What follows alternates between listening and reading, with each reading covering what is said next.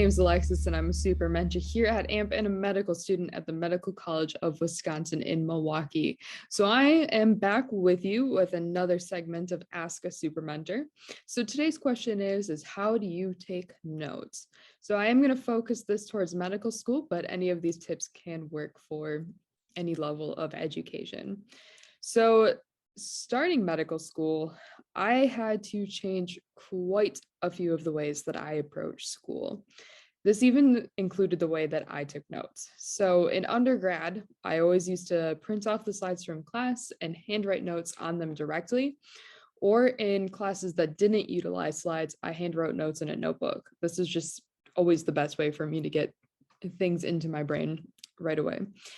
But this wasn't going to fly in med school. There was clearly just way too many slides to print them all off in a way that was both like cost effective and environmentally friendly. Plus things move too fast with too much information in order to like handwrite everything in a notebook.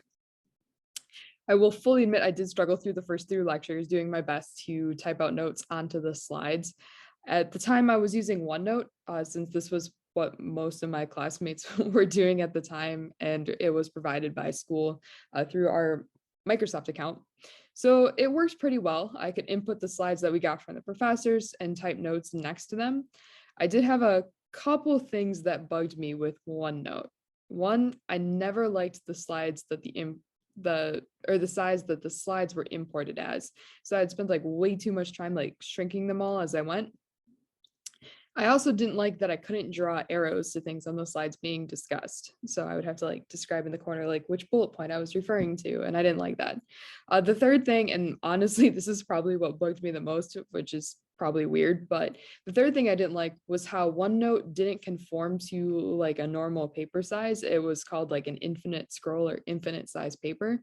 So this made it difficult to like print something or export it as a PDF if I wanted to do that. So a lot of the people around me had iPads along with like the Apple Pencil to write notes directly on slides. So I did kind of like this because I liked the idea of handwriting notes, going back to my old undergrad way of doing things, but without having to like print them all off. The problem is I did just drop money on a new laptop and didn't really want to spend the money on a new iPad. So what I did instead is I got this tablet. This is the Wacom Intuos tablet. So I dropped the cord here, but it does plug into your laptop using this lovely cord here. And with this, it basically turns your computer into an iPad. So the cool thing about this is this was like $60 versus, the hundreds it is for an iPad. So a lot cheaper and got the same result. So also when I got the tablet, I did switch to using Notability instead from OneNote.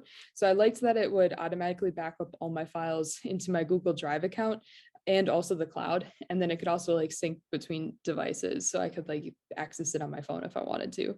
Plus the screen and the files are paper sized, which makes it really nice when I do want to print something or save something as a PDF to like share with somebody else. There is also an app called GoodNotes. And I did try that at one point, but there was something with it that I didn't like as much as Notability. And I don't remember what that thing was, so I apologize. So yeah, unfortunately, that's not very helpful take on GoodNotes. But I've heard good things about GoodNotes as well.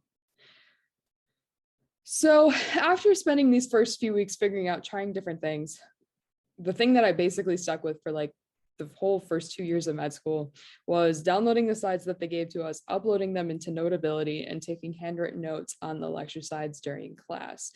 This works super well for me, but I do know others who went completely different routes when it came to note taking. I know people who loved OneNote and stuck with that.